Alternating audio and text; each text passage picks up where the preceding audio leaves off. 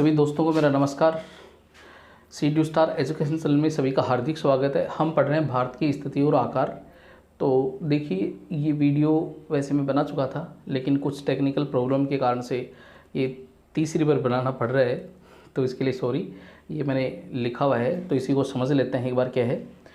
देखिए, हम पढ़ रहे हैं भारत की स्थिति और आकार, भारत की लंबाई चौड़ाई, उत्तर से दक्षिण की लंबाई, भारत की जो मध्य से कर्क रेखा गुजरती है वो कितने राज्यों से गुजरती है, ये हमने अध्ययन कर लिया था। आज हम आगे बात करते हैं भारत की जो जलीय सीमा है वो कितनी लगती है, कहाँ कहाँ लगती है, तो उसके बारे में बात करते हैं।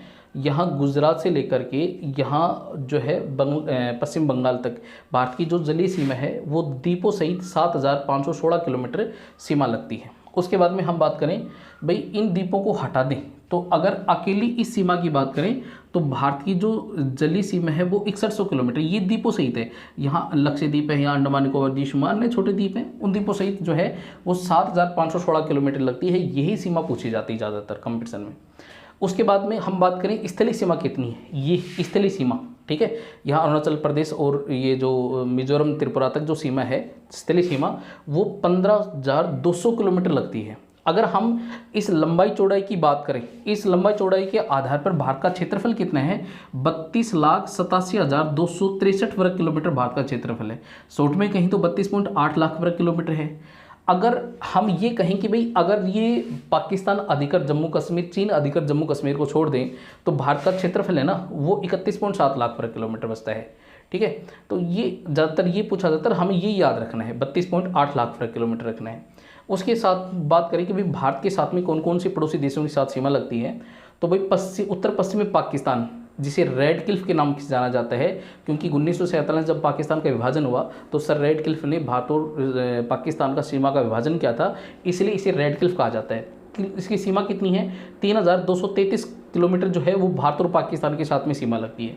यहाँ अफगानिस्तान है, 106 किलोमीटर सीमा लगती है भारत के साथ में, लगती है नहीं, क्योंकि पाकिस्तान ने इस भाग को कब्जा रखा है, जिसे LOC क्षेत्र कहा जाता है। जम्मू कश्मीर को LOC वाला भाग जो है, लाइन ऑफ कंट्रोल जो है, ये भारत और पाकिस्तान के साथ में जम्मू कश्मीर में बनती है। ये अफगानिस्तान के वर्तमान में सीमा नहीं लग रही है। पूर्व की तरफ चीन है, चीन के साथ में जो 3448 सीमा लगती है और इसे मैकमोहन रेखा कहा जाता है।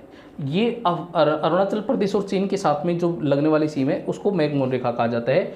यहाँ नेपाल है, नेपाल के साथ में कितनी सीमा बनाता है, 1770 किलोमीटर है। भूटान के साथ में जो है वो सबसे कम 699 किलोमीटर बनता है।